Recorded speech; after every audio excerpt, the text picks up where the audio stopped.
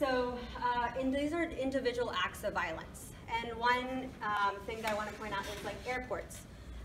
When after 9/11, all 4'8", maybe 7, I don't know, I was a short child, and 80 pounds soaking wet was seen as a threat. I would get pulled over for random security checks because I might have something attached to me.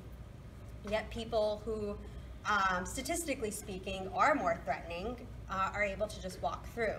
So that is a thing of both the individual and state violence. So we're going to go on later of what the difference between individual and state violence is. Another is like ripping off the hijab. So people will go around sometimes and rip hijabs off of people. They throw acid in their faces. So those are also individual acts of violence. Islamophobic remarks, like the one I mentioned. These tweets after the Manhattan attack in October 2017, the van Manhattan attack, someone said, you think they'd have the decency to not walk around in hijabs and cross the street of the attack, but they don't. I can't remember, something about them being very bold and blazing, because we don't have the right to walk around. Nick Vallelonga, I don't know how to pronounce his name, and I apologize to him somewhat. He says, he tweeted back at Donald Trump saying 100% correct, Muslims in Jersey City cheering when towers went down. I saw it as you did, possibly on local CBS News. First of all, never happened. Second of all, that's one of the writers for Green Book, which is also a problematic movie, but we won't get into that. But then he apologized for it because he's like, oh my God, I'm so sorry. Yeah, Mahershala, you know, I know you're Muslim, like you're good people. Like, I'm so sorry that I would have said this thing about these people. You know, like I didn't really mean it. These are people that are just around us all the time. So just because, and I'm going to get into also liberal Islamophobia later on as well. So we think about these individual acts of violence on a broad spectrum. They're not just, they're not to the extremes necessarily. Assumption of homogeneity.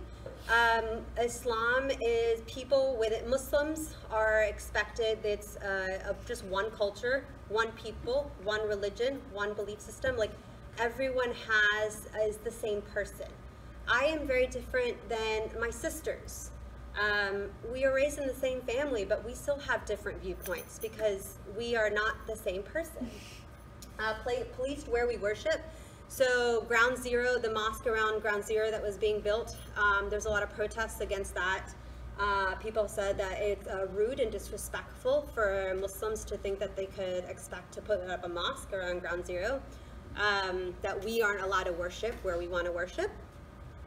Ahmed Muhammad, the 9th grader, I don't know if everyone remembers this, he built a clock and took it to school, and people assumed that the teacher, he got arrested because they thought he built a bomb. 9th grader, a genius, built this thing, and it's like, wow, why would you build a bomb, you know? I remember in middle school, back in the day when we had projectors, that like projected like actually the slides, you know, those things. The yeah, right. So I remember saying one time to the teacher, I'm like, oh, can you blow that up? And she was like, oh, you're not allowed to say that. And I was like, oh, that's right, I'm not allowed to say that. I'm so sorry, this is what I meant. And no one around me said anything. Once again, they are kids, but at the same time, we can teach our children from a young age what's allowed and what's not allowed, and we need to be very careful. The reason I bring up individual violence is because these little comments here and there, kids pick up on, all the way from like 2 years old to you know, 8th grade, all the way to high school. So we need to be very careful about our behaviors. And internalization as well. Muslims, they definitely internalize a lot of anti-Muslim sentiment, a lot of internalized racism as well, so you can continue on. And I know I'm saying racism and Islam isn't a race, but in this context, I'm using it as such, so caveat. Another thing was Dia Yusur Razan sorry, this is hard for me to talk about. I didn't even know them, and it's still very difficult for me to talk about. Because these are 3 bright human beings, and they were killed in the parking lot, their apartment complex, because some man said they decided that they didn't have the right to live. And that wasn't considered a hate crime. He had a mental illness. It wasn't a hate crime because they had stated before that this man was an issue, but it still wasn't a hate crime. They had just been married. Bia and Risu got married like a month beforehand. And to think of that, of someone coming to this country, especially parents have immigrated to this country to give their kids a safer life, and then their kids are taken from them because they don't have a safe life. My father is a conservative man, but he has still told us after the San Bernardino shootings to my sisters and I, if you need to take off your hijab, do what's safe. Don't wear your hijab the traditional way. Wear it up if you need to. And that's a lot. And then he would still say in the same exact, in the same conversation, this country still loves us and we need to still give it respect.